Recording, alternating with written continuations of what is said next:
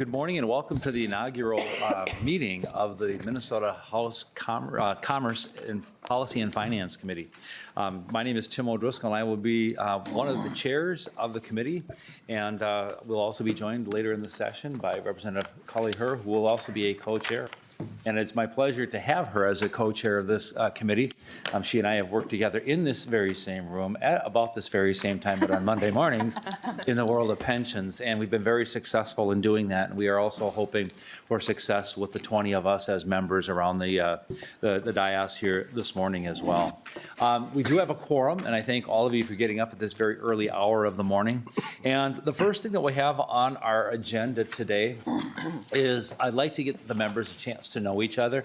I know sometimes in committees where chairs do this, they walk around the table or go around the table. It's like, I am Tim O'Driscoll, 13B. Well, that doesn't mean anything to anybody. I want this group to be able to work together because we're going to be spending a lot of time together, putting bills together and on different topics. And what I'd like you to do is talk about, who you are, how long you've been in the legislature, and maybe the goals that you have.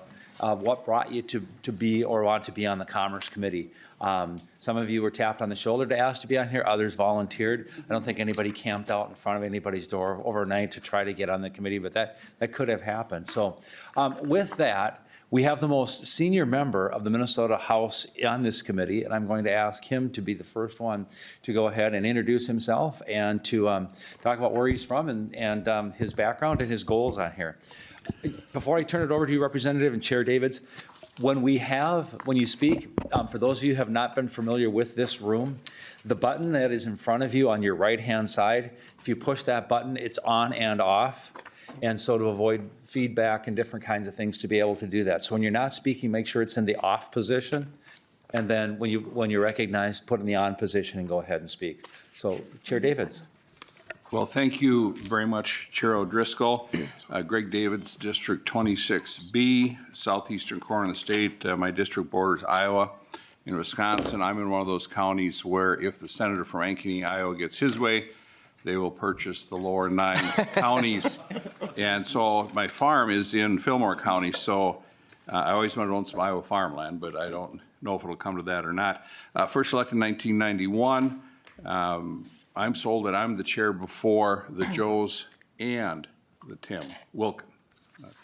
So it goes that way. So I was term limited out of this committee some years ago, and then went over to agriculture, and since I've really tried to focus on taxes.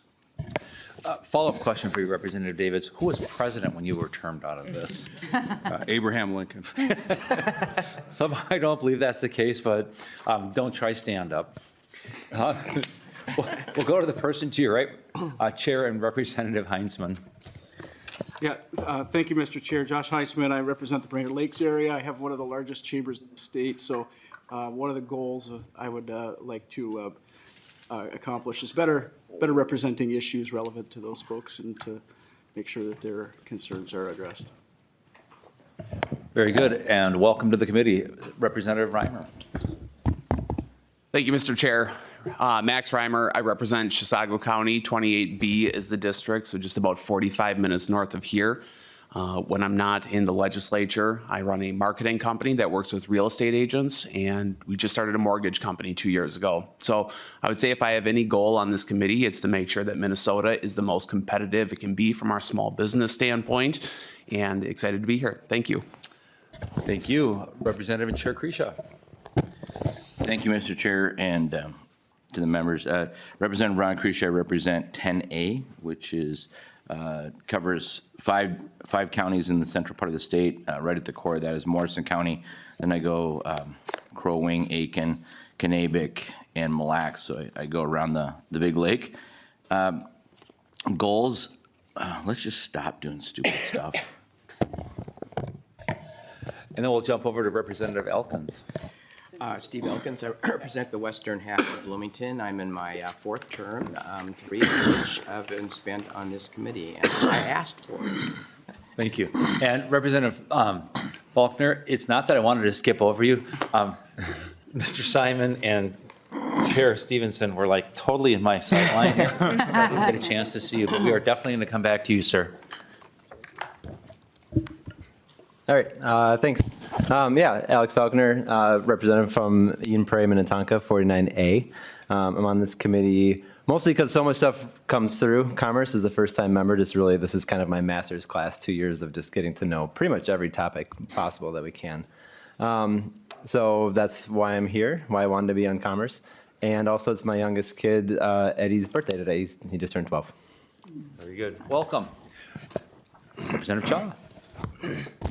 Thank you, Chair. Representative Cha, 47B, Washington County, largest city in Washington County, and so does 60% of all the business in Washington County, and this is my second term on this committee. Thank you. Representative Hewitt. Hi, I'm Representative Hewitt. I represent 56B, Rosemount Apple Valley in Egan. My interest to this committee, it's been my first term on it in 7 years. I believe the former chair blocked my way onto this committee many times. So, That's correct. Excuse me, Representative Hewitt. If you could just go through the chair, that would be helpful.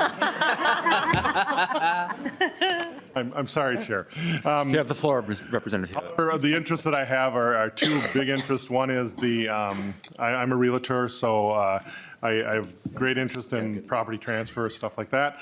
And then also payer mix for especially emergency care services. Thank you. Representative Ryer.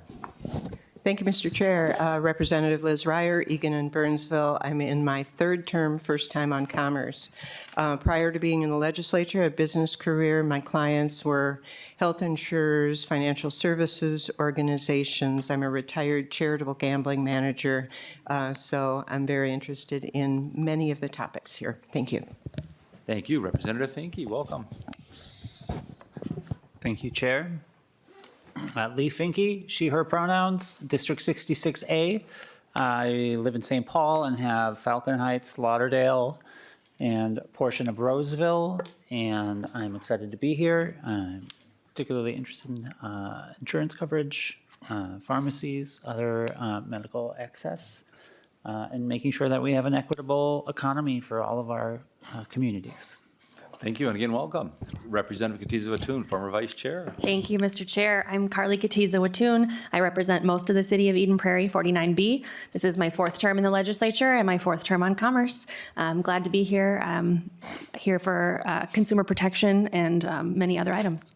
And the current chair of Children and Family. Correct. And Representative Nolan West, who is also on this committee, is the other chair. So we'll make sure that we don't have a subcommittee of Children and Family breaking out during Commerce. Look out for us. Representative Smith.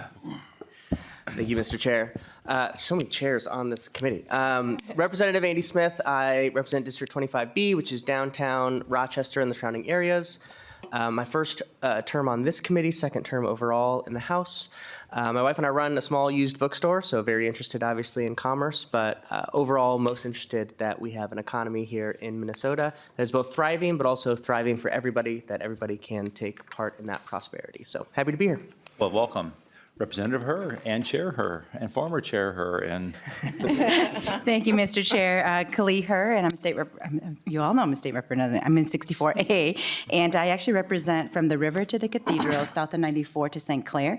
And I'm very much interested in this committee. This is actually my first time on it, even though my background, I spent 15 years in the private sector in investments and finance. I come from a family of small business owners, and so this is something that is actually really central and core to my heart and who I am and what I care about. So I'm really happy to be here. Thank you, Mr. Chair. Thank you. We're happy to have you. Representative Stevenson, and chair of, actually will be co-chair of the Ways and Means Committee as well, and former chair of this committee. Yeah, good morning, Zach Stevenson. I represent District 35A, which is Anoka, the Halloween capital of the world, and my hometown of Coon Rapids.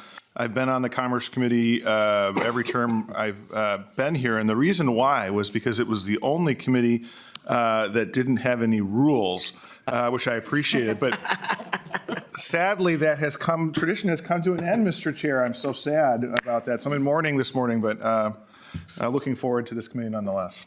Well, Representative and Chair Stevenson, I hope that's the only disappointment you have this year with the committee. Mr. Chair.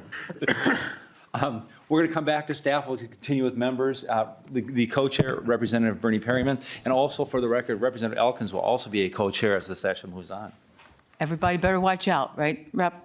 I'm Representative Bernie Perryman. I represent 14A, which is South St. Cloud, Way Park, St. Augusta, and the east side of St. Joseph and St. Joseph Township. I did ask to be on this committee my first term. This is my second term, so I am happy to say I got reassigned and brought back to the team to be on this a second time. And the reason I joined or asked to join my first term was I've been a business owner for 25 years, on the chamber for that length of time, and just see if, really to learn what's going to be passed and what is being talked about so that I can understand, learn, have the knowledge and what does get passed, be able to go back to my own marketplace and be able to help businesses work through what new policy is passed through our committee. Thank you. Thank you, Vice Chair Perryman. And we're going to go to Representative Allen.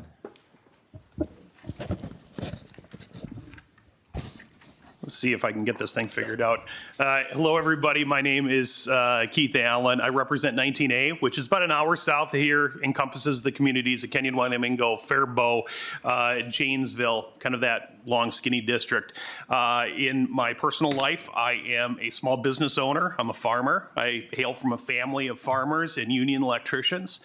And like I said, with my business, I want to try to bring in the perspective of agriculture because it seems like within commerce, it, much like farming, touches a lot of things, whether it's purchased property, whether it's insurance. It's really kind of critical in the backbone to what happens here in the state of Minnesota, and I want to be able to offer that perspective here in commerce. So thank you for having me. Welcome, Representative Allen, and we'll move to Representative Dotseth.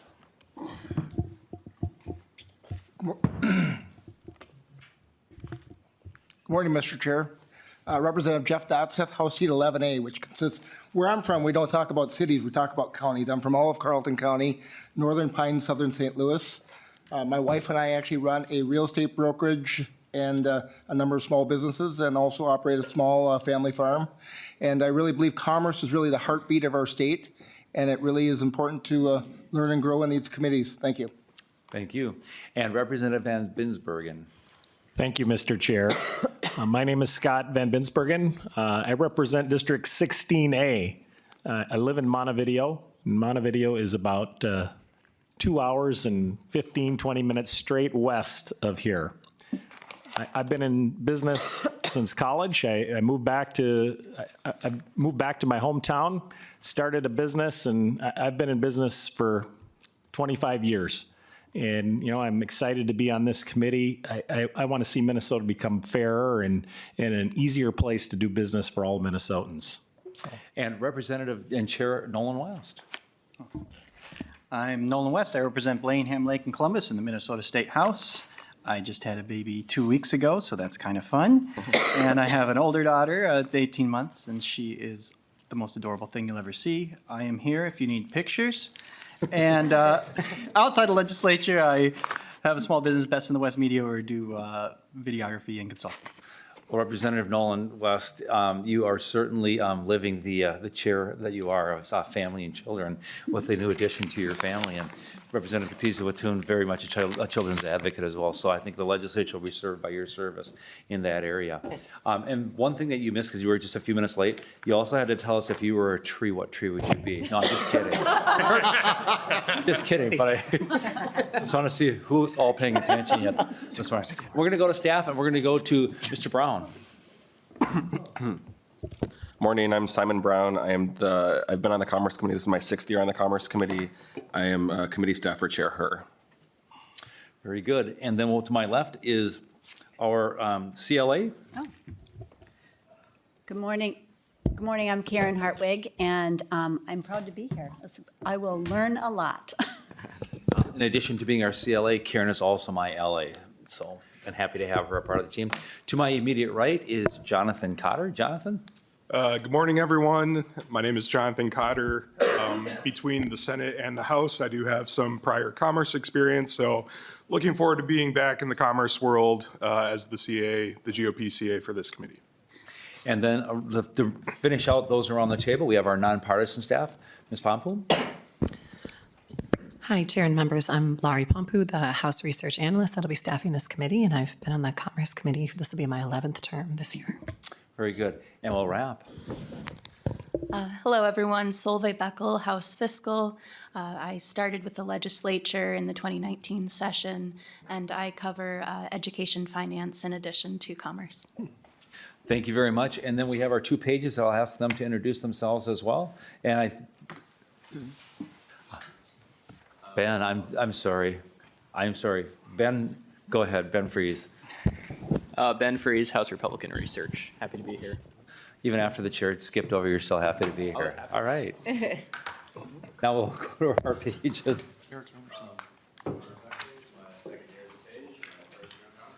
Very good.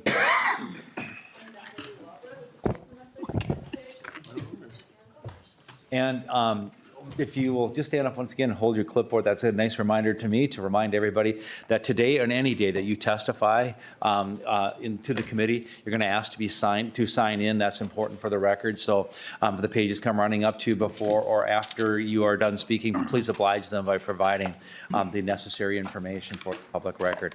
And so with that, Chair, have I missed anyone else on your team this morning? Okay, very good.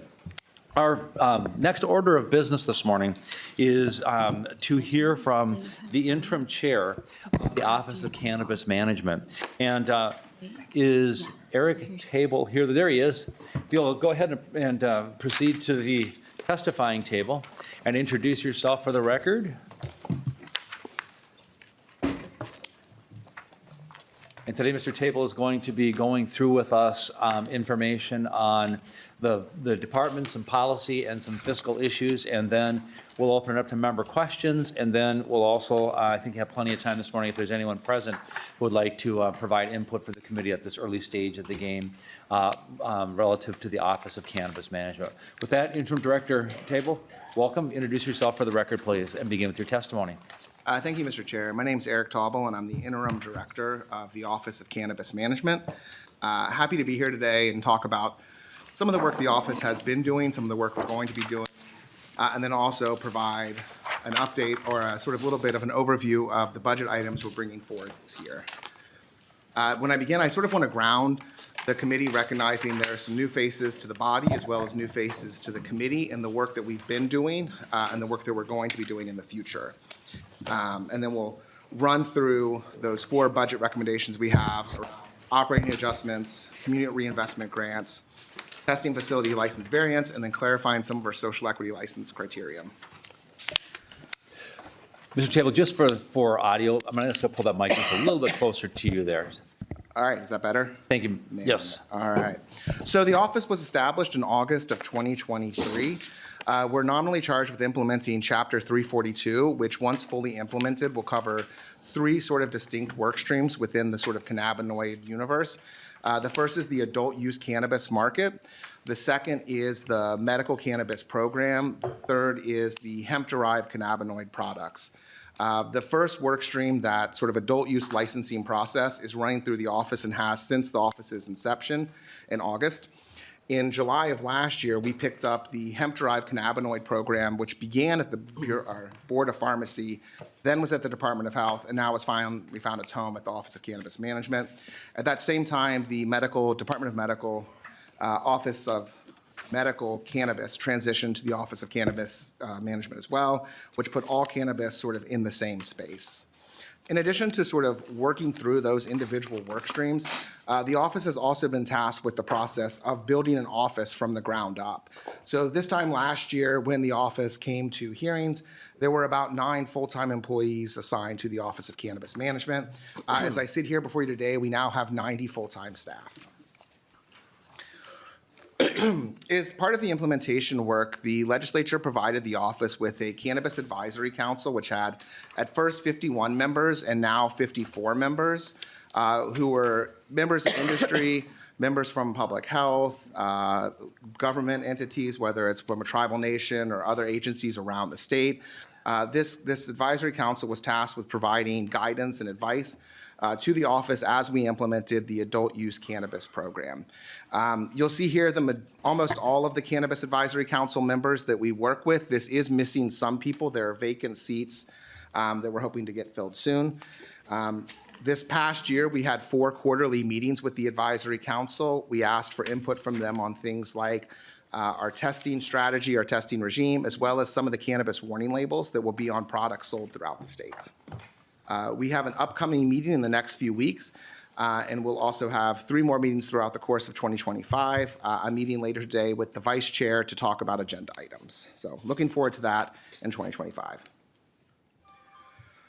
So the office has undergone a number of milestones in the short 18 months in which it has existed. As I noted earlier, we went from 9 employees this time last year to 90 full-time employees at this point.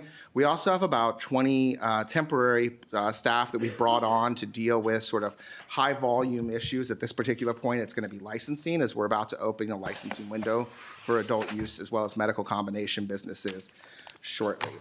I would also note that the office was metaphorically building for a while, and now we're physically building, as we have a permanent location for the office where we did some physical build out of offices to accommodate our staff.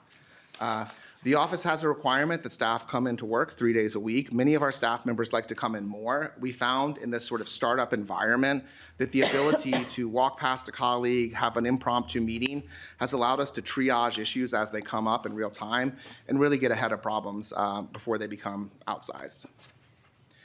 The other thing that we've really paid attention to in the past year is engagement with communities and constituencies.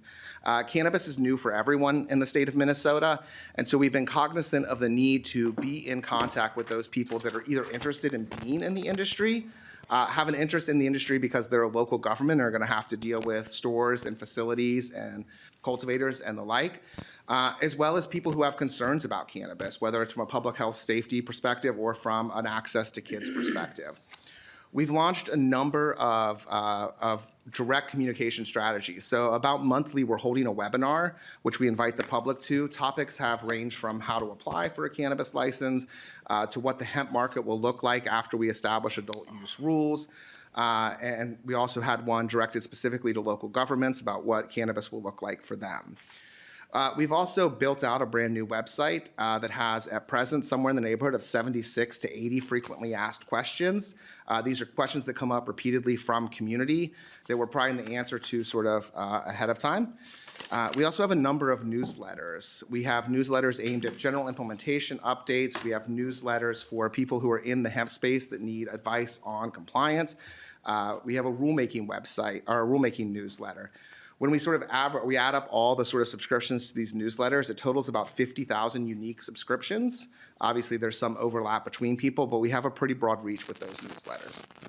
We've also produced a number of guidebooks. I think one of the directives we were given as a body by the legislature was to develop a model local ordinance for cannabis use for local governments to sort of look at as they plan for what they would do with cannabis in their spaces. In addition to that model ordinance, we built out a local government guidebook that operates as a sort of A to Z book for local governments about what they need to do, what they could do, what they can do, what they should do, and we've had positive feedback on that. We've also done a number of engagement events, and in the coming months, our outreach team will be hosting office hours for applicants. So over the course of 3 separate office hours, we'll be having opportunity for people interested in specific types of licenses to contact us, be in direct communication, and get their questions answered. Another big piece of the work stream we've been doing is in the space of enforcement. As I mentioned, we inherited the hemp-derived cannabinoid program from the Department of Health. This program oversees those cannabis canned beverages you see at liquor stores, the edibles you see at grocery stores, maybe your hair salon, interestingly enough, and other locations throughout the state. During the course of the past year, we've done over 3,000 site inspections of people selling these products throughout the state that are currently registered with the office. We've seen a real sharp change in the compliance rate. So when we began this process in early 2024, we were seeing compliance rates around 35%, which is to say on 35% of our inspections, all the products met the statutory requirements. We led with an education to compliance model. So when our inspectors went in and found non-compliant product, our first step was to educate the seller about whether or not these products were legal and also why they are illegal and why they might not be safe. That model has led us to now about a 75% compliance rate over the last few months, where we're seeing more and more that our licensees are at this stage, our registrants are understanding the rules of the road. But I will be clear, when it's necessary, the office isn't afraid to sort of flex its muscle and use its authority to bring bad actors into line. The first 2 weeks of December 2024, we actually had an 87% compliance rate. So we're seeing that go up through that sort of education to compliance model. In regards to the medical program, we've seen a sharp increase in interest in the medical program over the last 6 to 8 months. This slide says that we surpassed 50,000 patients. We've now surpassed 51,000 patients. And I think we're up to almost 2,500 registered healthcare providers. So we're seeing a lot of interest in the medical program and seeing it continue. We're working diligently to ensure that people who are joining the medical program have a very quick and easy time getting from that referral into the program so they can access medical cannabis. The other thing the Department of Health and the medical cannabis program did from its inception was have a research focus. And so unlike a lot of states that sort of created medical programs and then just sort of let them happen, our state is focused on what data can tell us about whether or not this program's working. Earlier this month, maybe I think last week, we issued our chronic pain report. So part of our team is research oriented, and they sift through the data of patients who are going in for medical cannabis. One of the common reasons people seek medical cannabis is to relieve chronic pain. And what we found in this chronic pain report is that over a third of patients in the program reported decreased pain. So this is a sort of good indication that medical cannabis is working on these hard to tackle pain issues. The other thing this report found that I think is really interesting is that of patients who entered the medical cannabis program with an existing medication regime for chronic pain, 25% of patients either lowered or completely ceased those non-cannabis pain relief methods. And so we're seeing a way in which cannabis can serve as an alternative to either prescription drugs or other pain relief methods. The next few slides really get us into the launch of the adult use market, or the next few bullets. In order to have an actual functioning regulated marketplace, you have to have regulations. And so the first big task of the office was to draft and subsequently adopt rules to govern the cannabis marketplace. In late January, I believe, we posted for public comment our notice of intent to adopt rules without a hearing. And that public comment period closes, I believe, tomorrow, at which point the office will take under advisement those public comments, make necessary changes to our proposed rules, and then move forward with adopting those rules. That is a sort of key first step to market launch, because without rules in place, we can't have an actual functioning market that produces safe and reliable cannabis products. The other piece that we've been working on is obviously the licensing piece. And so we're well underway into a licensing rollout. One of the things that we achieved last session was to implement what we called a license pre-approval process, which before the rules were finished and before we could actually issue functional license, gave us the ability to issue pre-approvals to people who had met the core conditions of licensure, had passed background checks, and were sort of in sort of the catbird seat to be licensed, but could not be licensed until such time as rules were implemented. As you're probably all aware, that process was stopped through a series of litigation, and the office then decided to pivot rather than delaying the market any further to a full round of licensing. Importantly, the office was cognizant of the time, energy, and effort spent by applicants in submitting applications during that license pre-approval process. And so we wanted to pivot in a way that didn't disadvantage anybody or put anybody in a position where they had lost out by trying to get a license approval. So the office offered every single person that had applied at that time the ability to enter into this first round of licensing without additional fee. For those who had been approved to go to the pre-approval lottery, they're now in a qualified applicant status, ready to sort of be taking the next steps towards licensure once rules are in place. For those that are in that position for licenses where there's a limited number, they'll be queued up to go into that lottery. For those who got rejected during the pre-approval, we're going to be giving them the opportunity to correct the mistakes identified by the office so that they will actually be able to, on the same application fee, get into the market either through licensure or a possibility of getting a license through the lottery. We will be opening that licensing window February 18th. It'll run through March 14th. And once we get those done, we'll then start the process again of reviewing applications and moving towards licensure. Finally, we've done a lot of work in the grant-making space. The office was given oversight of 2 grants. One is a community reinvestment grant that is oriented towards moving money into communities that were directly harmed by cannabis prohibition. These grants aren't necessarily tied at all to cannabis or cannabis-related programming, but rather general programming around job training, community reinvestment, youth services, those types of things. And then we also have a separate grant, a Can Grow, which is a revolving grant fund oriented towards technical assistance to guide people into farming and agricultural careers that are not able to do so now. I will also note, and we'll talk about it more later, but the office has been really intentional about grant program design and ensuring that the grant program we build is sufficiently safeguarded such that any funds that we distribute, we're confident are reaching the people they're supposed to reach and doing the work they're supposed to do. That brings us to our legislative budget recommendations. You'll note that there's 4 slides after this, and they're pretty small. This is a narrowly tailored focus. We've identified the sort of small things we need to do to make market launch possible. As I noted, this time next week, we will open for license applications. Our rules are currently wrapping up their public comments, all of which is to say we're incredibly close to the point at which we're ready to launch this market. And so what we want to focus on this session is just tidying things up and making sure we have the tools necessary to get the adult use market open. So the first is a operating adjustment to support our regulatory duties.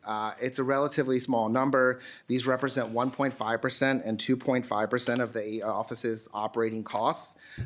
You'll note that there's an operating cost increase for the office in fiscal year 27, which reflects additional FTEs that are anticipated coming online for the office at that time as the market grows towards its sort of full maturation. These are really sort of oriented towards making sure we're meeting our costs for the people we currently have in the building, our IT costs, sort of small related costs that obviously, cost is rising everywhere. As I noted earlier, one of the requests we have relates to our community reinvestment grant. So this particular grant is the one that is going to sort of target communities that we've identified as having been harmed by cannabis prohibition. The office developed a pretty cool tool with the partnership with MinGeo, which is a mapping group that allows you to sort of see which communities qualify based on the 7 criteria identified in statute. And they're spread throughout the state, and we want to ensure that we have a pretty good reach. But we're also committed to safeguarding taxpayer funds.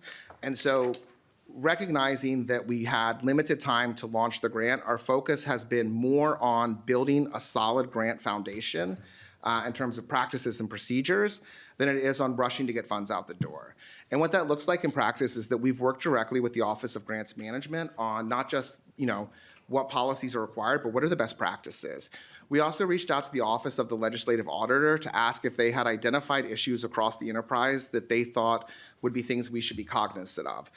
The OLA sort of referred us to a number of recent reports, as well as reports where they had found both sort of good stewardship and also areas for improvement. We've reviewed those reports and used those reports as we're building out this grants program. This is sort of a front-end approach, right? That we want to make sure that we're safeguarding these funds, we're doing the grant making in a way that is consistent with best practices and ensures taxpayer funds reach the ultimate goal of this body when they enacted this grant program. That takes time, and we've been building an office, adding people, and then adding those people in to build these processes. This week, we went out with the RFP for the first year of the grant, seeking people to submit proposals for the grant. These are smaller dollar grants in terms of $50,000 to $200,000, and we will start to see those come in over the next few weeks. Because it is a general fund grant, at the end of the biennium, those funds, if not encumbered and expended, will expire and will turn back to the general fund. So we're seeking a sort of carry forward for the funds for this year's grant, recognizing that we will have people who will submit an accepted grant proposal that we'll want to continue to work with on their internal controls prior to executing the grant agreement and starting to disperse funds. And so this is really about making sure that people who apply for the grant this year that are approved, that we can get them the funds they applied for, but do so in a way that we think is sort of appropriate and helpful and safeguards those funds. The next piece is tied to market launch. So one of the biggest concerns that we have and have had since we started this process was that well, it's not a concern, it's great that every product has to be tested. Customers need to know that the product they're buying is safe, doesn't have heavy metals, doesn't have banned pesticides, it doesn't have a high content of mold or yeast that would make the product dangerous for human consumption. It's a key part of the market. Having testing facilities in place that can do that is a challenge. And we've identified one of the core challenges to new entrants into the marketplace. So existing testing labs in the state may choose to join the program, and they'll have the necessary certifications. But people who want to join the market specifically to test cannabis will have to go through what's called ISO certification, the International Standards Organization. ISO sets standards for testing protocols and practices, and then licenses third parties who go in and certify the labs that they're meeting those standards. The process to get ISO certified takes somewhere between 18 to 24 months and includes a 6-month on-ramp where you're doing testing before you even start the process of certification.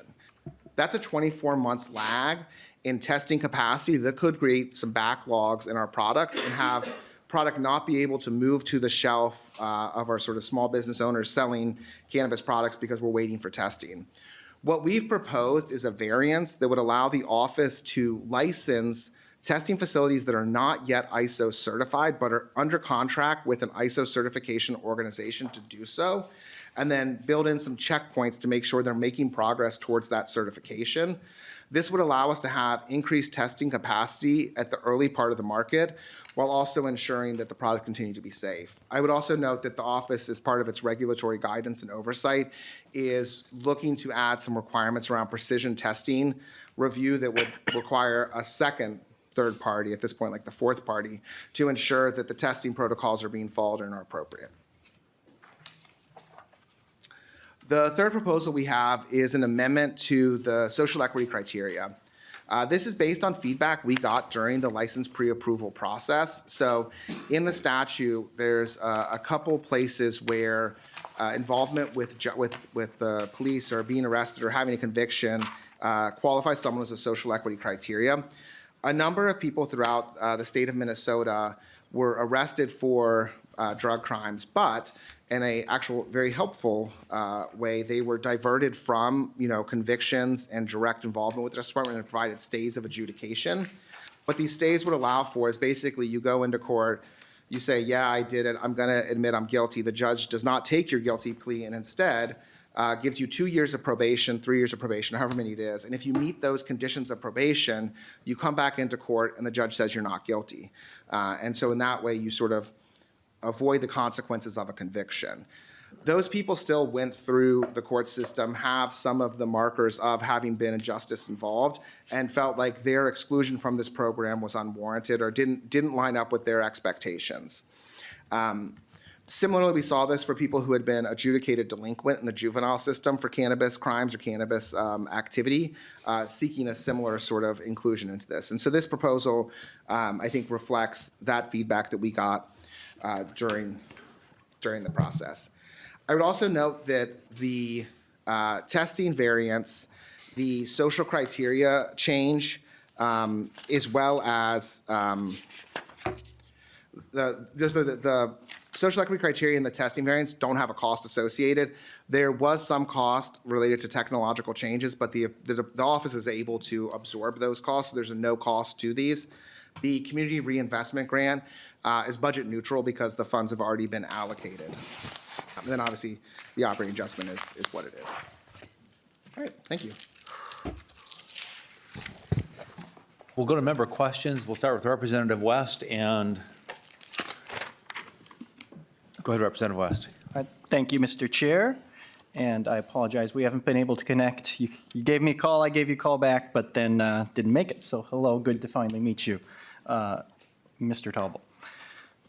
First, I want to say you have a hard job. If you look at the people who came before you, it didn't go so well for them. I know Shirlene Briner did the best work she could, but was unable to see it through. Part of that was she was very clear about not wanting to be the permanent director, despite trying to be forced to be permanent director. So, easy first question. As the interim director, are you seeking to be the permanent director? Mr. Talbot. Mr. Chair, Representative West, first of all, I would note that you have a great excuse for the misconnections with a baby born 2 weeks ago. I have no such excuse for not following up. So I look forward to being able to talk with you more about cannabis issues. I chose to come to the Office of Cannabis Management. I filled out an application and went through the interview process and was hired to be the general counsel. I was very happy to do that work. You know, as former interim director Briner always said, this work isn't the work of one person, it's a lot of people. It continues to be a lot of people. I'm happy to serve in whatever capacity I'm asked to serve in, and I think that, you know, my sort of appointment as interim director reflects the work that we've been doing and will continue to do and are excited to do for the people of Minnesota. Mr. Talbot, thank you for clarification, because when you started, I thought maybe you were going to say, Representative West, I would endorse your candidacy for that position. I wasn't quite sure where you were heading with that. Follow-up question, Representative West? I have just a few questions here. So with the canceled lottery, it was canceled from litigation of, well, some sounds like from quite a few different people. During your presentation, you basically said litigation killed it. Was there a certain section or certain area of the bill? It's my understanding there was, but is there a certain area that that was the target of the litigation that caused the lottery to be canceled? Mr. Talbot. Mr. Chair, Mr. West, it's a little hard, I would say, I will apologize for being a lawyer, first off. That is professional training, and so that is who I am. But I will note that the underlying merits of the claims against the office have actually never been litigated about whether or not the sort of decisions were good, bad, or indifferent. The reality that we faced as a state is the same reality that a number of states have faced that have tried to open licensure in the cannabis space, whether it's Illinois, whether it's New York, whether it's any number of states that once litigation begins, it starts to spiral. And one of the things we've seen in other states is that if you have different types of licenses or classifications and one group gets held up, there tends to be a desire to fight to prove that the approach was correct, and then that group gets held up while other groups get to move forward. We thought the better approach was to remove any ambiguity, pull people out of limbo, and just move straight on to the general licensing process to ensure that everyone was applying at the same time and had the same sort of chances to get into the system. Representative West, follow-up? Thank you, Mr. Chair. One concern I have with that approach is people, I would say, argue, are harmed when they prepared for the lottery to happen and now it's being delayed. And then just canceling that, I'm not certain, especially if the litigants, you might even create new litigants because new people have been harmed by the delay of the lottery and then they get pushed into this other lottery round. Is there anything being done to prevent that from being canceled? Because I would argue you're probably going to face more litigation in the next lottery round. And if the strategy is to not do it, well, that, it's a never-ending cycle. So what's being done to close that loop?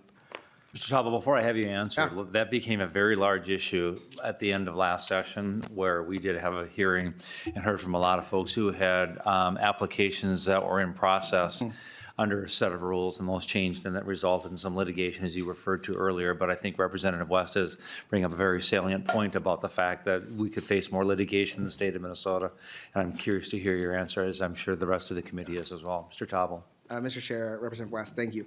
I would note a couple things. One is that there were some unique features about the pre-approval process as opposed to our general licensing process. One of the key features was, and it was tied to the reality that the pre-approval process, the benefit provided was time, that it gave a sort of a tranche of time between when we finished that pre-approval process and when the rules went into effect that created the ability to license. So that window is the benefit. That head start is the benefit. Every day in which you shorten the front end, you shorten the benefit, because this timeline was never changing. The office has been consistent about rules being in effect the end of Q1 and launching the market at that time. So as we march closer to that, the benefit decreases. So most of the pre-approval process itself was oriented towards speed in many regards, right? How can we ensure we can process these 1,800 applications in sort of the sort of most expeditious way possible, preserving a system that is fair and impartial. And so our design included things like a triple review for failure. So no one failed because they had one review. If you failed on a criterion, that application got passed for a full review by a second reviewer. And if they didn't fail you on the same criterion, it got passed to a third. But that layering of the approach takes time. And so one of the features of the pre-approval process was that there was no reconsideration method, right? So if your application was denied, there was no petition the office for reconsideration. Here's why it was wrong. Please give me a second chance. That was statutorily excluded. In the general licensing round, that's statutorily included, right? So if we get to the end of the licensing review and I say, you know, Ms. Leininger, your application is rejected, she can petition the office for review of her rejection to ensure it was fair. That particular issue was especially pertinent for the judge in Ramsey County that heard the request for a stay. There was no order issued, and the subsequent order that was issued called into question his jurisdiction to issue the order, as sort of an aside. But the thing that clearly gave him pause was a sense that people had had applications in that are claiming there were irregularities or problems, and there was no way for them to seek recourse. So that particular piece, I think, is one where we may see litigation. I can't control who sues us. If I could, we would not have been sued so much. But the fact remains I can't. And so we can't control who sues us, but that's a fact that I think will weigh differently in the court next time because there's an added bit of due process.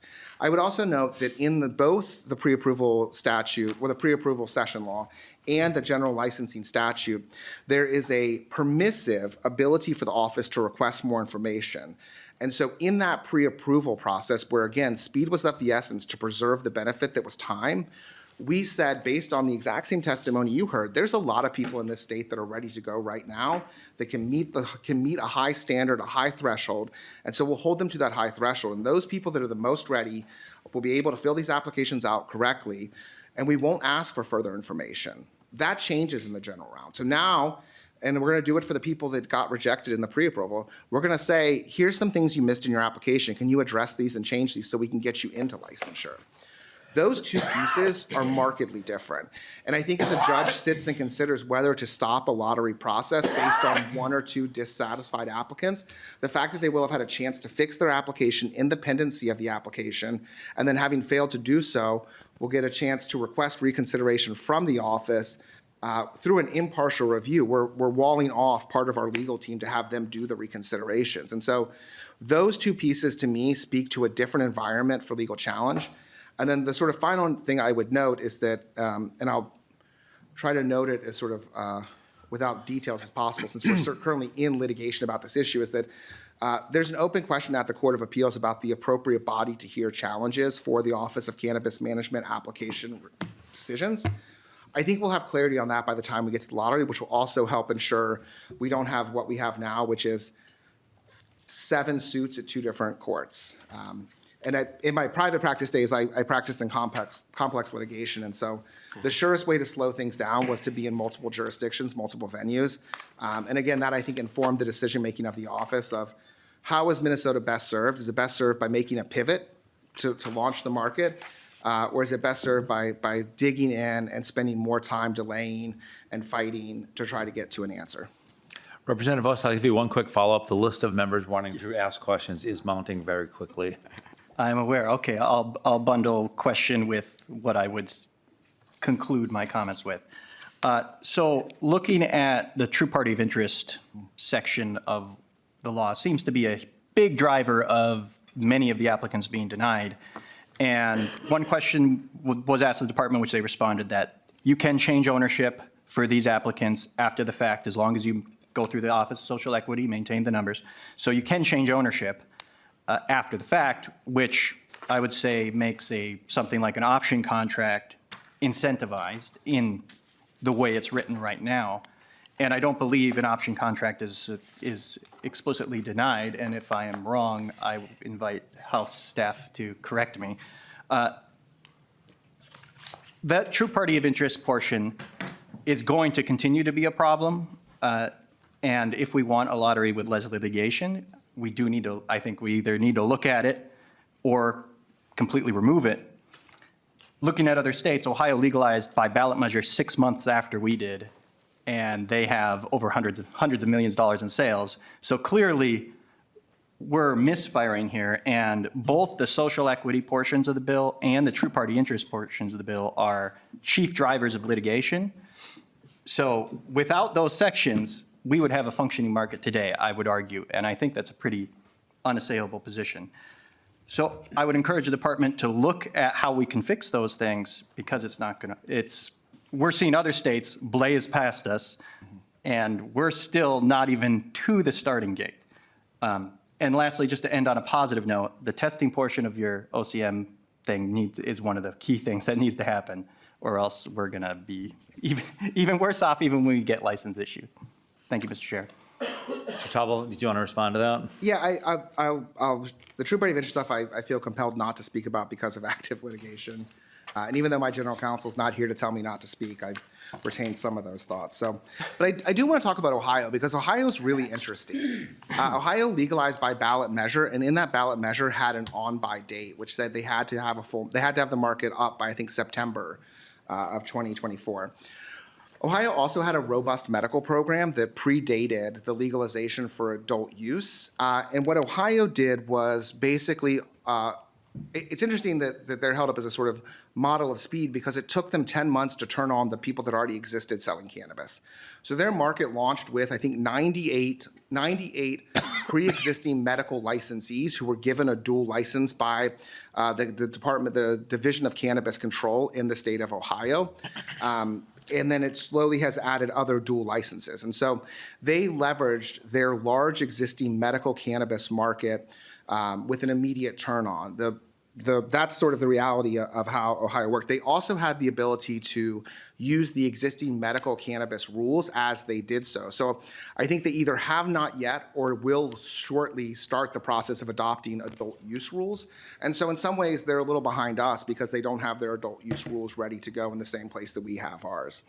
I also think that Ohio presents an interesting model in contrast to Minnesota, and I don't make sort of a sort of normative statement about whether which approach is right, wrong, or indifferent, but I just note that they're different, that Ohio housed their Department of Cannabis Control in their Department of Commerce and just turned on the medical program. Minnesota, I think, well, I know they didn't do those things. They created a new agency, which is something that almost every other state that gets towards maturity does, is they break that agency out into a standalone agency, recognizing the complexity of the work.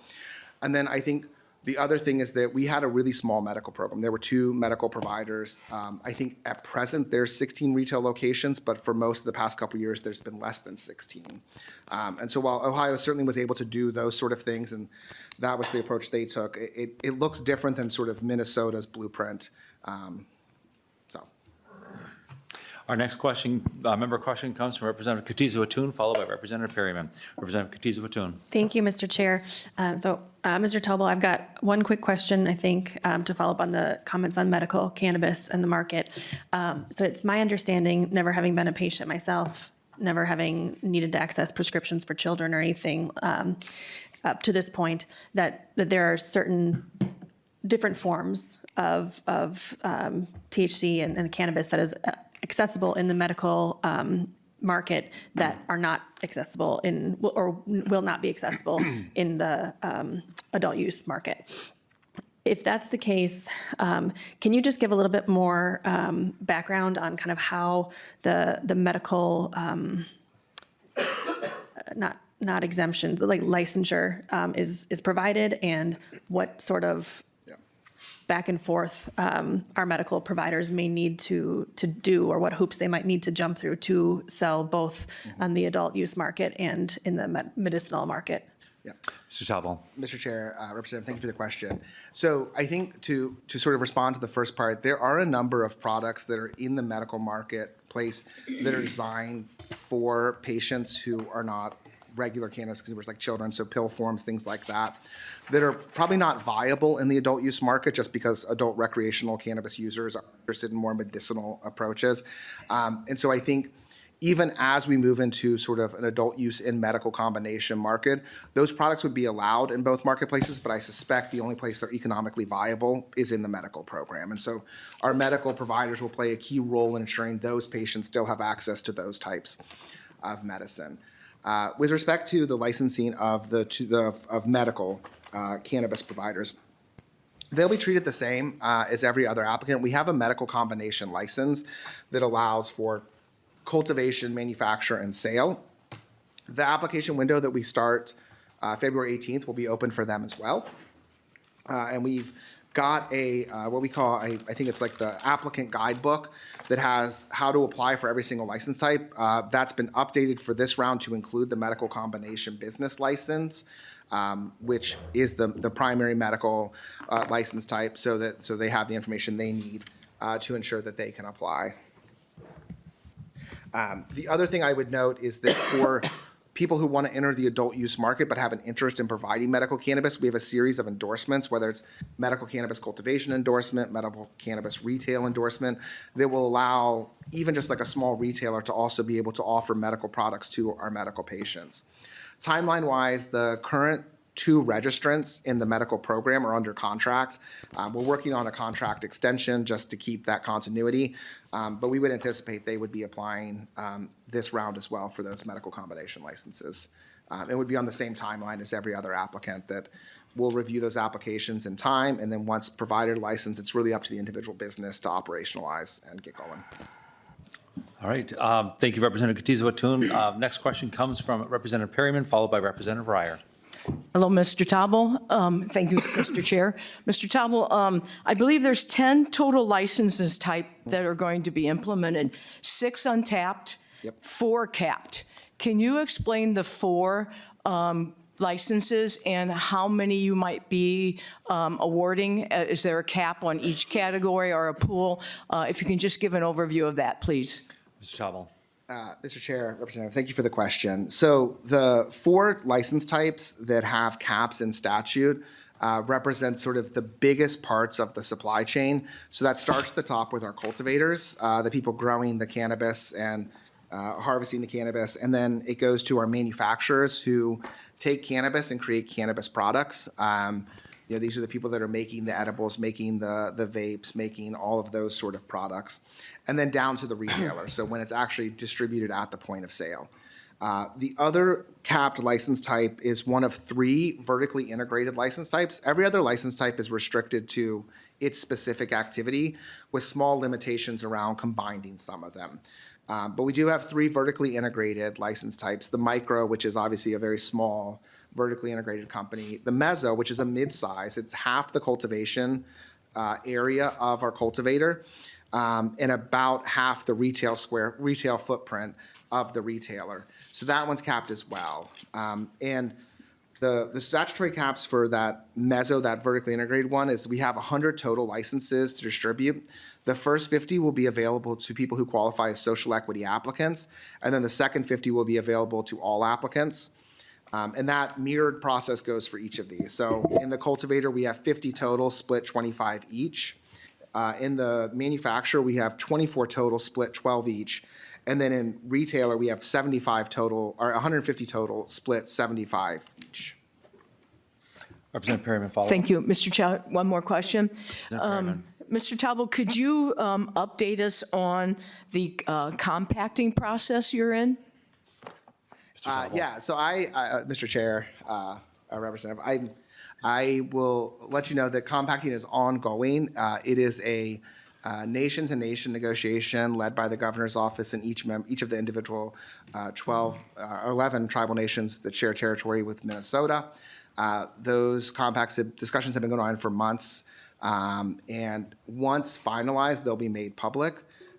Because there's sort of that nation-to-nation, I'm not really able to sort of divulge much of the content of those discussions, but they are ongoing, and the hope is that soon we'll start to see those first compacts executed. Thank you, Mr. Tauble. Thank you, Chair. Representative Ryer, followed by Representative Elkins. Representative Ryer. Thank you, Mr. Chair, and thank you for being here today. I would have been a supporter of cannabis adult use legalization primarily and first and foremost because of the impact on communities that have been harmed by the war on drugs, the inequity that goes with it, and the harm to communities and families. And so I'm really pleased that we have that emphasis. I think it's a really important piece of the philosophy behind our legislation. So my question is about how you are implementing that. Looking at one of your pages, you talked about launching resources through new website, newsletters, et cetera. And I also noticed that you have, I looked at the list of people and experts on minority business development and the like. But it's notoriously difficult to reach some communities. So I'm curious what steps you're taking to be really intentional about that, and also how successful you feel you've been with that and where you need to maybe enhance your efforts. Thank you. Mr. Topple. Mr. Chair, Representative, thank you for the question. I think it's a great question, and I think, as I noted, one of the things the office has been really intentional about is making sure we're in conversation with all constituencies that are impacted by cannabis legalization, and thinking about it from those communities that have been harmed by cannabis prohibition to potential business applicants, to local units of government, kind of anyone that touches the space to think about that. Our Director of Social Equity is part of the statutory requirements. We have a division of social equity. Our director talks about social equity as sort of a continuum and a process, and is very good about reminding us that it's not about just licenses and getting people licensed, but it's about creating sort of a continuum. And so one of the things we're always trying to do is identify communities that have been harmed or that could benefit from, outreach into cannabis. And so, for instance, I know we've had conversations with like the Hmong Farmers Association.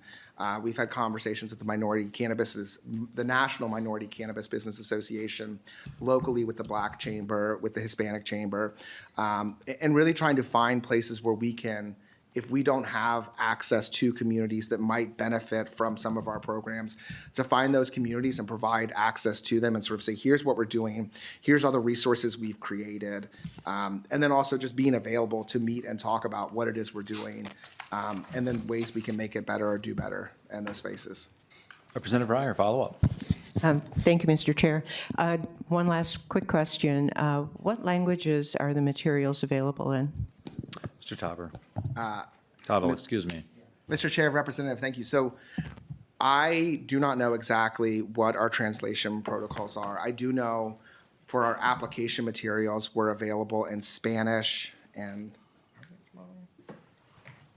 I'll check. I can find this information out, and I'm happy to get back to you. But it is part of what we do is making sure that we are using translation services so that we can be accessible to everyone kind of where they are.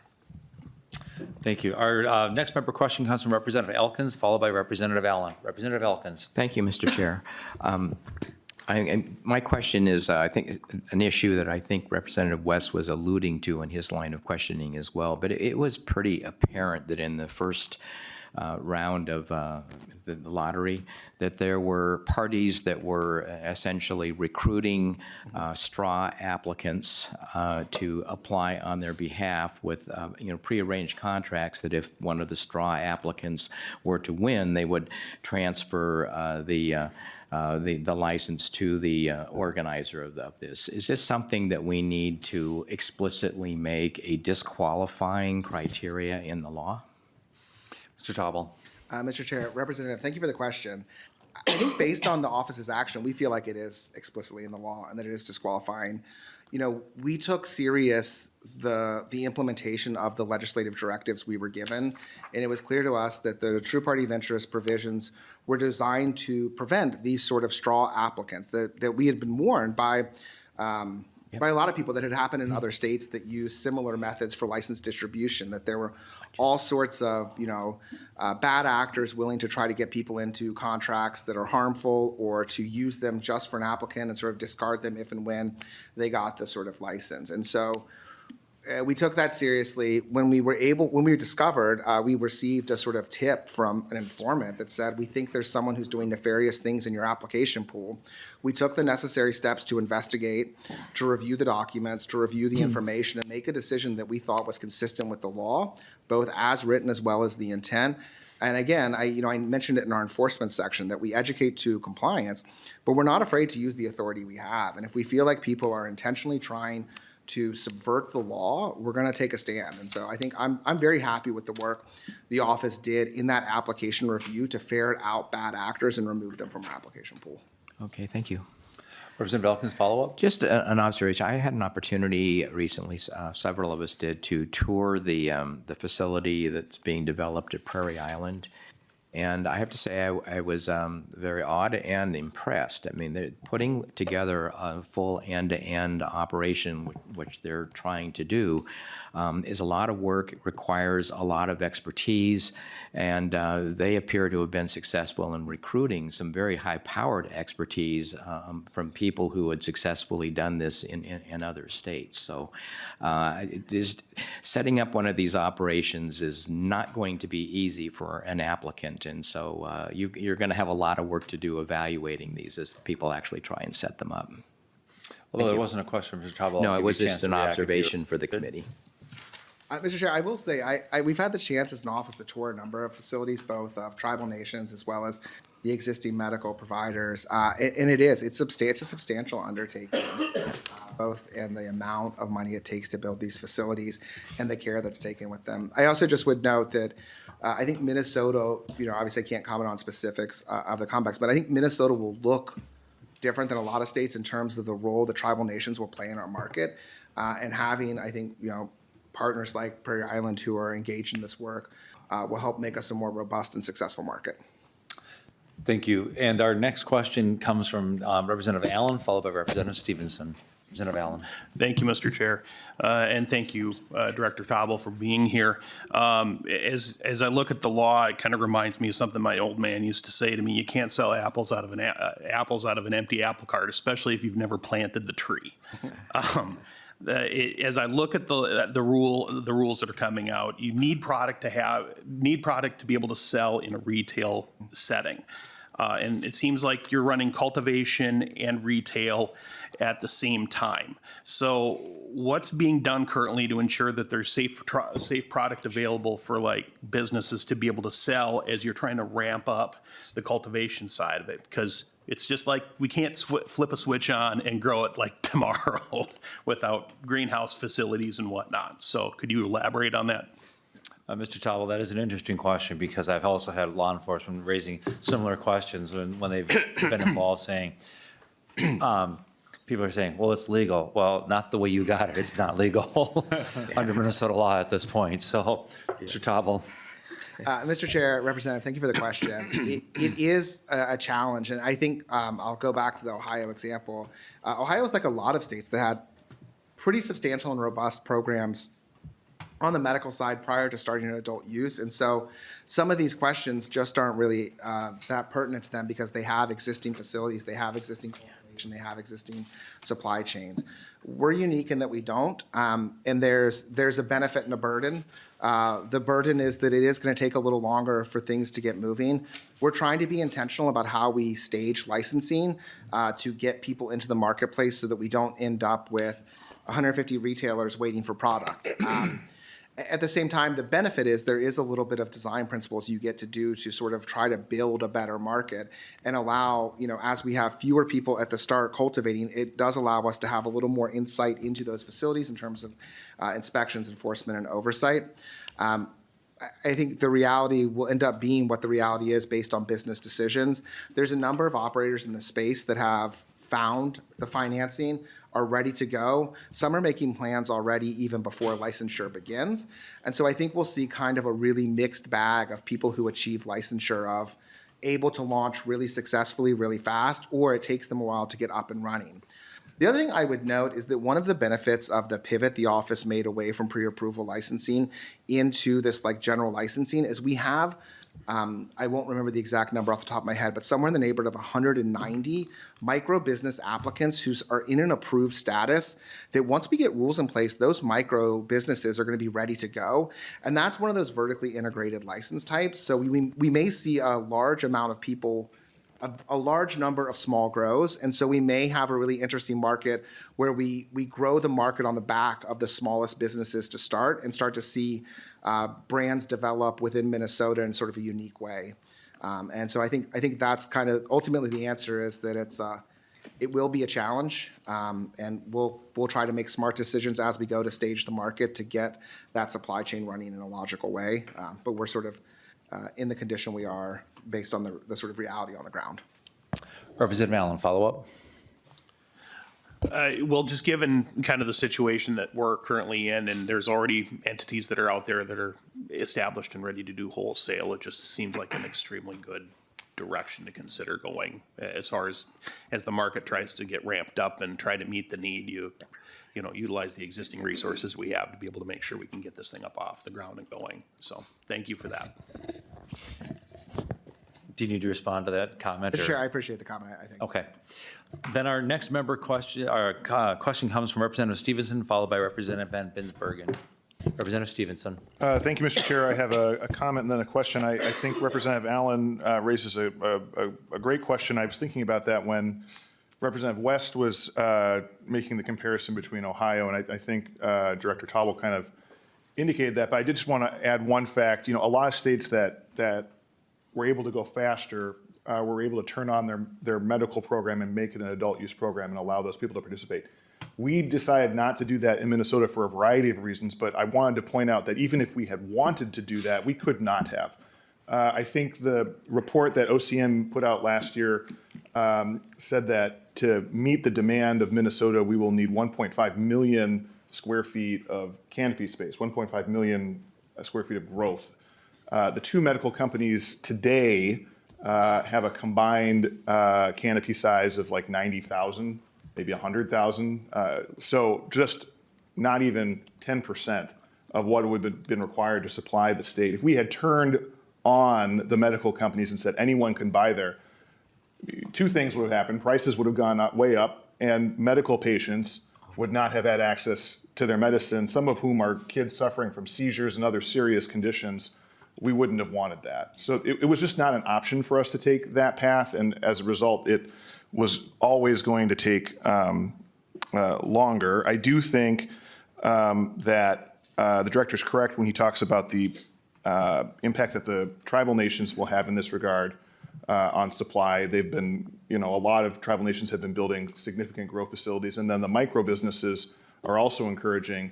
And if you step back, when we talk about what we tried to do when we wrote this bill, we said we want to prioritize small over large, and we want to prioritize Minnesota entities over people from other states. And if you end up with a model that gives a big advantage to tribal nations and micro businesses, that pretty much fits right in with what we were trying to do in the beginning. So that's actually kind of encouraging. The questions I have are unrelated to that, though. I have two. The first question relates to the rules that you're in the process of adopting, and I believe that both the draft and the rules that are pending now had a potency cap on concentrates at 70%. And I know I expressed some concern about that when the draft came out, and was hopeful that it would change in the final rules. I wonder if you can talk about that. I just observed that we don't have any kind of potency cap in the liquor market, for example. I'm not sure why we have one in the cannabis world, and I wonder if you're concerned at all that that will result in continued gray and black market activity. So if you could talk about the review of that rule, I'd appreciate it.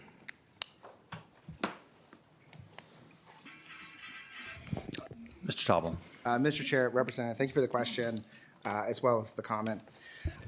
I will note on the rules that we made a slight change, which was that the initial proposed rules put a cap on all concentrates throughout the market. And what we did was pull back just to the adult use market. And I think what the office was wrestling with in terms of potency caps was public health concerns about the power of high-potency products in today's cannabis markets, sort of vis-a-vis the cannabis that many of us grew up with and its relatively low potency, as well as what access points do children have to product? What are the products most likely to fall into the hands of children? And so that 70% just for adult use is trying to cut a balance between products that people are interested in the adult use market, knowing they may fall into younger hands, also recognizing that as we've sort of seen the legalization experiment go nationwide, we're also now starting to see some data points roll in. And for people, I think it's like under 26, the prevalence of first use psychosis is like markedly higher than the prevalence of first use psychosis for those over 26 because of developing brains. And then also, as I'm sure, especially those of you who serve on like the family committees are aware, like vaping generally is a pretty substantial problem with youth. And so trying to balance that was really what we're trying to do. We pulled back on the medical side, recognizing that there are medical patients who need those delivery methods with high potency to deal with chronic pain or whatever conditions they might have. But that's kind of the balancing act that we thought about. The other thing I would note is that we generally stayed away from potency limits otherwise for other products. The other potency limit we did put in place was on infused products. So recognizing that infused flower products, infused pre-rolls are very popular in the market now, but they also pose the ability to like get way more THC into a product than might naturally occur. We put a 50% cap by volume on those. And then the only other thing I have a question about, and it's a more of a rhetorical question, is that I obviously don't know a lot about the liquor limits in the state. I will fully confess to that. But I'm under the impression that there are certain products that might not be for sale, like Everclear, that have that like super huge proof. And so maybe there is some analogy within the liquor market. That's sort of Stevenson. the thinking and approach. Sorry, Representative Stevenson. Thank you, Mr. Chair. Thank you, Director Tauble, for that answer.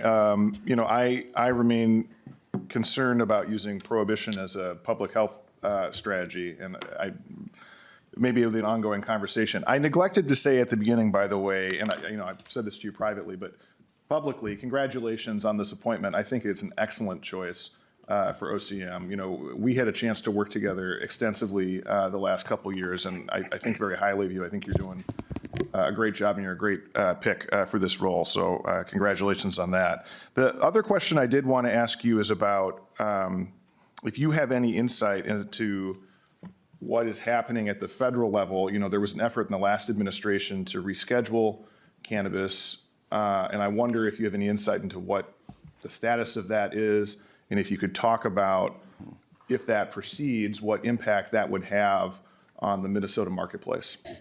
Mr. Tauble.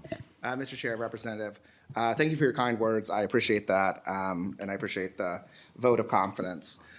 With respect to the federal level, I think it's really up in the air right now what's going to happen. Both candidates for president campaigned on sort of a prohibition platform, or a ending prohibition platform and a sort of pro-cannabis platform.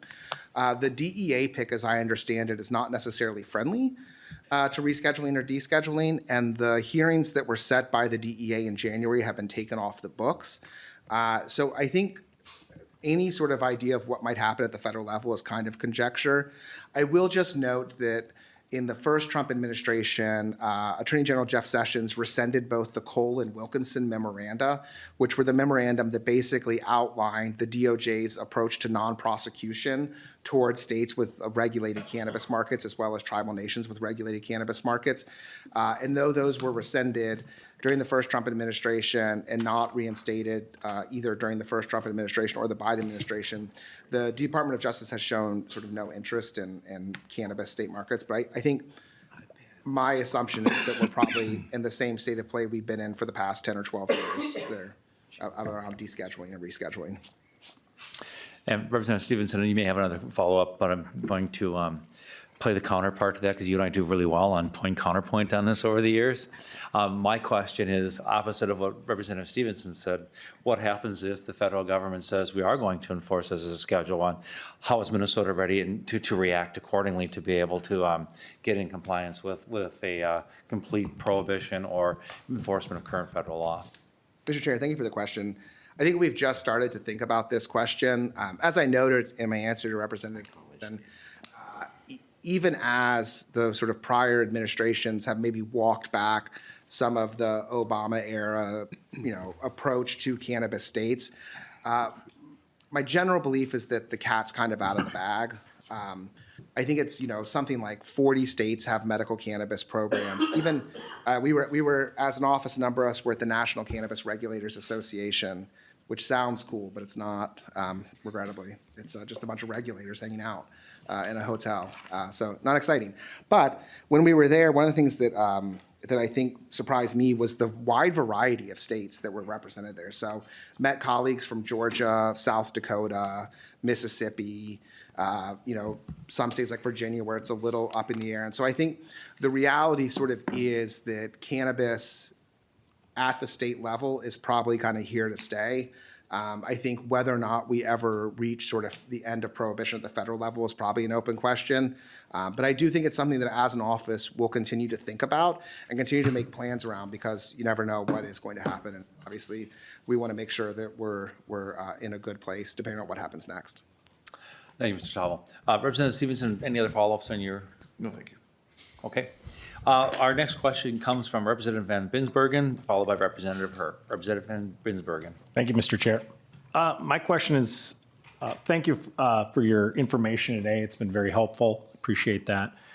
My question is kind of back to in kind of your beginning statements. You're forming your office, and you're ramping business up. You've went from 9 employees to 90. Yeah.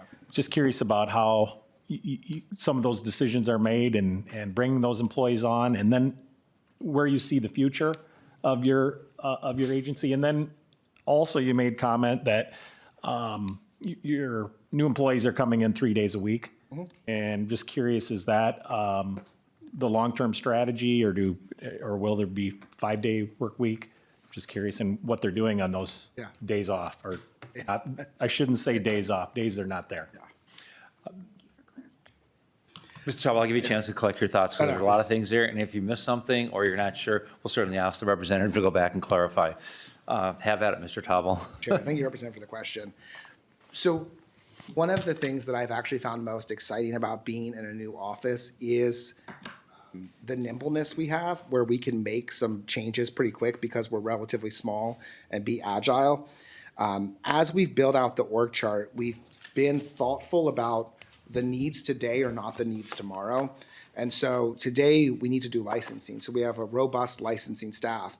Tomorrow we're gonna need to do inspections, and the day after that we're gonna need to do enforcement actions. And so as we move forward in the process, we're always evaluating where we need people and trying to make decisions that reflect our priorities around public health and safety, around ensuring, market integrity. And so I think you'll continue to see sort of over the years, the org chart will shift and move more towards the bigger bulk being in that enforcement section, so we can be out in facilities, making sure the growing conditions are safe, making sure the products are meeting the standards. I think we've also, one of the changes we made last year was to request funds for a state laboratory.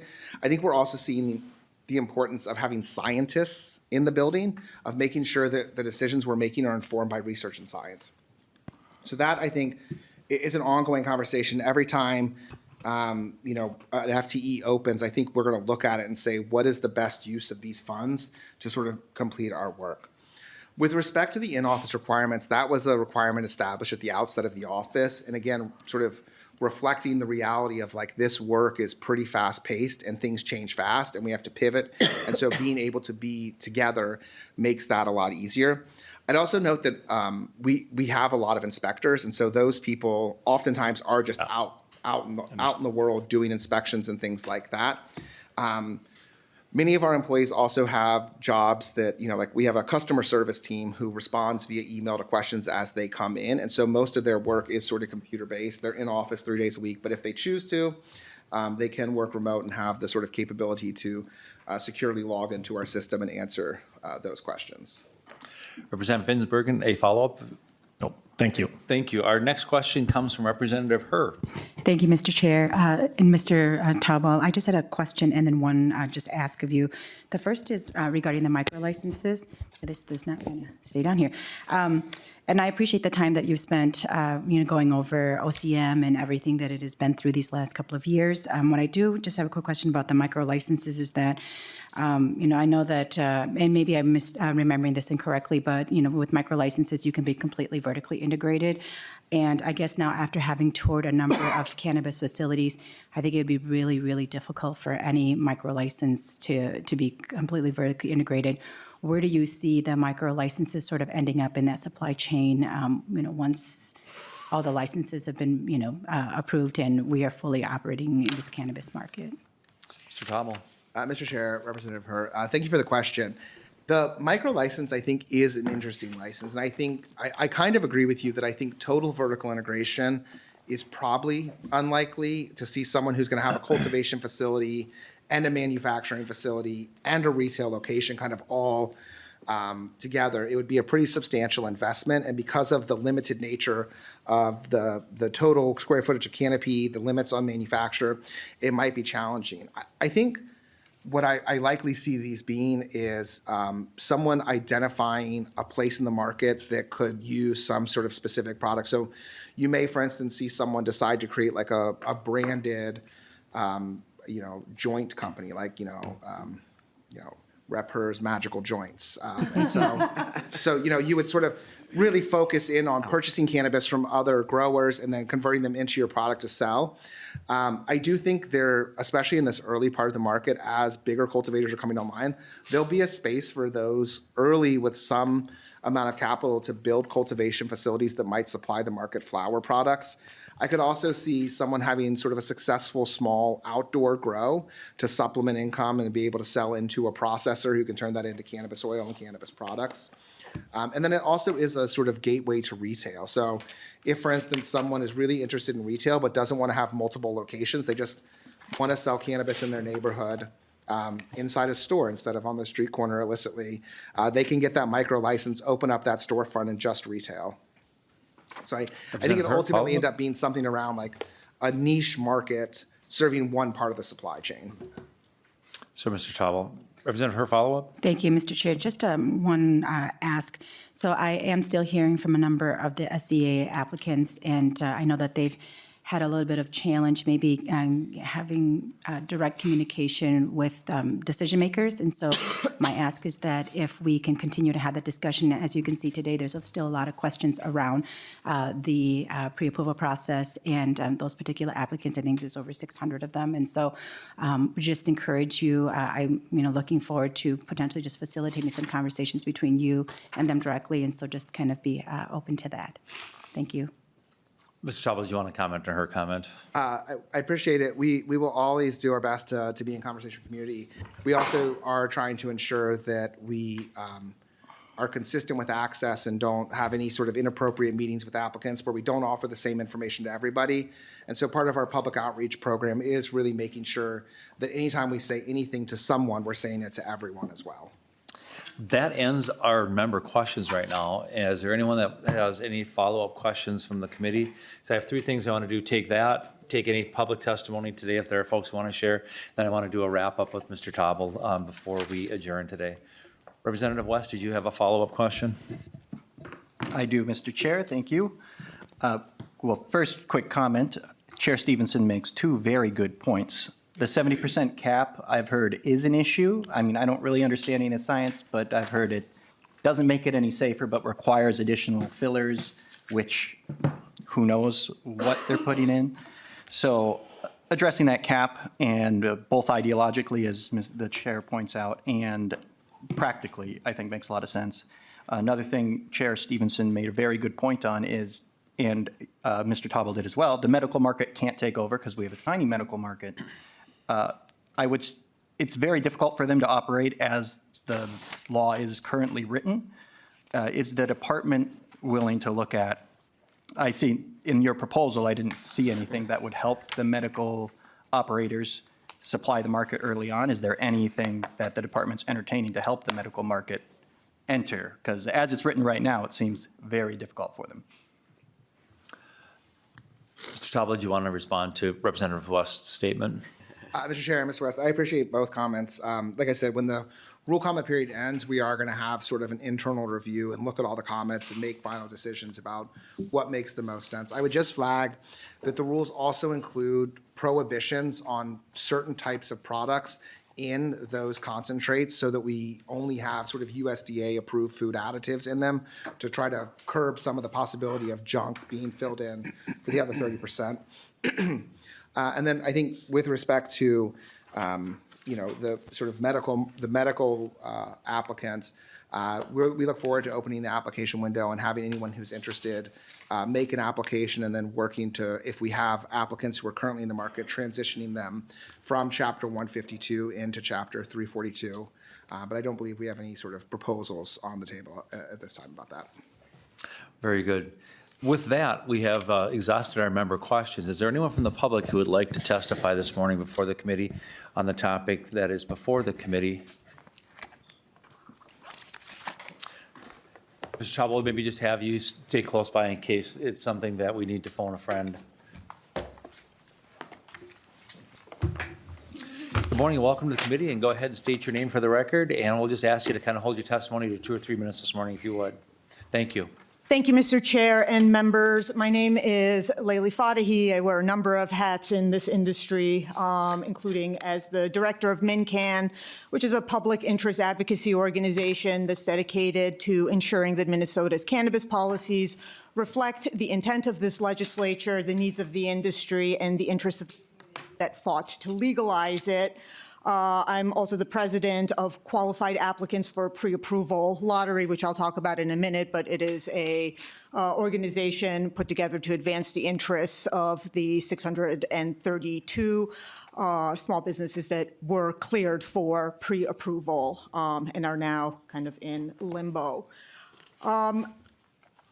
This legislature worked very closely with stakeholders and advocates to advance a unique vision for a cannabis industry here in Minnesota, one that is meant to prioritize small businesses, social equity applicants, and to create a stable, locally owned industry.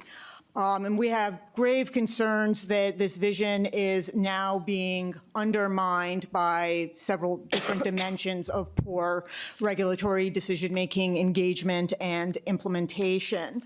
We're at a very critical moment in implementing Minnesota's cannabis laws. We have an industry that is facing uncertainty and dysfunction due to regulatory delays, a variety of agency misinterpretations and decisions, especially ones that are being made without adequate engagement from the very stakeholders that were involved in helping to inform how this market was built. There are 2 particularly urgent issues that I think require some legislative oversight, and I've been very happy to hear some of these questions and issues being probed at today by the committee members. One of the most concerning issues is the OCM's decision to eliminate the pre-approval lottery on the basis of a court-ordered stay that never had any legal footing, and the Court of Appeals has now lifted, clearing the way for OCM to proceed with doing that pre-approval lottery. The pre-approval lottery was explicitly written into law by the legislature to provide Minnesota's most operationally ready social equity-owned businesses with the opportunity to have an early mover advantage to ensure that those businesses could secure the investments and the local approvals needed to get stood up and to ensure that cultivation could begin on time to provide for the rest of the market. Instead, OCM scrapped the pre-approval process altogether and is now planning to throw those operationally ready applicants into a larger and more uncertain licensing round, basically stripping them of any of the advantages that came with being operationally ready to take advantage of that pre-approval. The decision has already led to litigation. It is going to delay the opening of the market for all market participants, but I'm especially concerned by the fact that OCM has shown no interest in engaging with this cohort of applicants, again, the most operationally ready social equity applicants, to come up with a solution that preserves some of those advantages or mitigates now the harms to those groups, despite the fact that they were willing to make concessions and ease the way for folks that were not successful with their applications for pre-approval.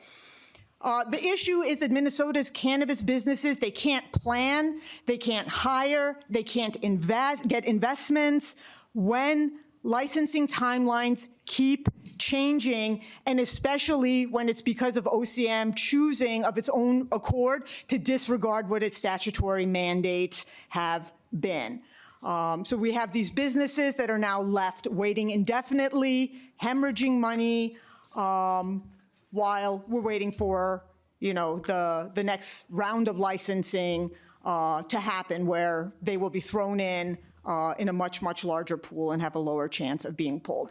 And let's be clear that this instability, the ones that it hurts again, is the small businesses, the social equity applicants, the local entrepreneurs who risk financial ruin every day as they're waiting for this.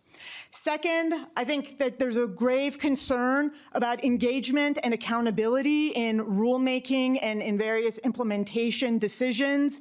Last year, OCM put out an informal, sort of the commissioner's draft or the director's draft of their rules, and then elicited input from stakeholders and industry members via a series of surveys.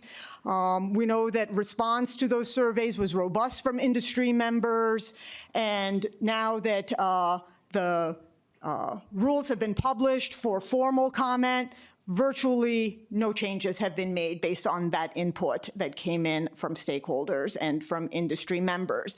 And our concern is that it's the OCM's reliance on its high-priced, out-of-state consultants to carry out the bulk of the agency's work that is further exacerbating these issues.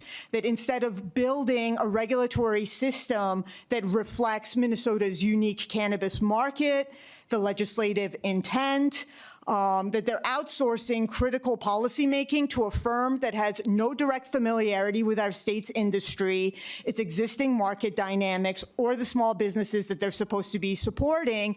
And as a result, we have these policies that are disconnected from the realities and the inputs of the industry that'll lead to bad outcomes, essentially. I'm going to have to ask you to wrap. There may be some others, and you do have some administrative business to take care of here at the end of the committee as well. Yeah, absolutely. So if you have a final comment, that would be welcomed. Yeah, no, these are my final comments are just that, we urge this committee to really exercise its oversight authority to make sure that OCM is carrying out the intent of the legislature and benefiting the industry members and the stakeholders in the manner it's supposed to. And I thank you for your time. Thank you. And I think you heard some of those comments that you shared today in the comments that members had. And I think you were present at the committee hearing where we had stakeholders in at the end of last session voicing similar concerns. So it is not lost on us, that is for sure. Anyone else from the public wishing to testify before the committee today? Anyone else? Please make sure you check in with the pages as well so they get the appropriate information from you. Mr. Top, if I could just have you come back for one, probably 2 minutes worth of quick wrap up here, I'd appreciate that. First of all, with the thanks of the committee, it is not easy to sit there for over an hour having 20 different legislators at the ready to ask and fire off questions with no idea of what they're going to say. So thank you for taking your time and being here with us today. What I'm going to ask on behalf of the committee is we know that we have some deficiencies in the process, and we know that we have some things that need to be fixed. Is there legislation that's forthcoming from your office that we should be aware of so that we can, in our planning, keep that on track and get that moving in a time to be able to shore up some of the concerns and implement this? This topic, as you know and as others know, doesn't necessarily know political boundaries. You have, it's like alcohol and gaming, and then you put this in there. I have made a commitment that although I am not in favor of this and have voted against this, I realize it's here, and I want to build solid guardrails so that everyone is treated fairly in this process. And so that is my ask on behalf of the committee to you. Will we receive corrections coming forward, and at what time do you anticipate we would have those incorporate that into legislation? Thank you, Mr. Chair. Yeah, I'm happy to be here. I've enjoyed it. I'm happy to work together. I think it's important. I appreciate the approach you're taking, as well as Vice Chair Perryman, who are, you may not have been cannabis, evangelists in the past sessions, but are committed to making sure that our system works for all Minnesotans. I share that commitment. We have some policy proposals coming forward. I will note that our lens this session really is on tight fixes, on making sure that the bill we have makes sense.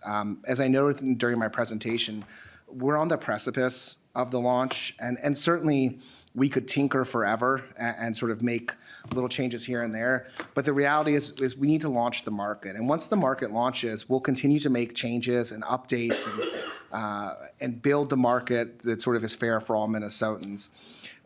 As part of the rulemaking process, our team looked at the way other states are regulating cannabis. And what we noticed was the more mature a market was, the more rules and regulations they were, because those rules and regulations reflect experience and knowledge gained over time.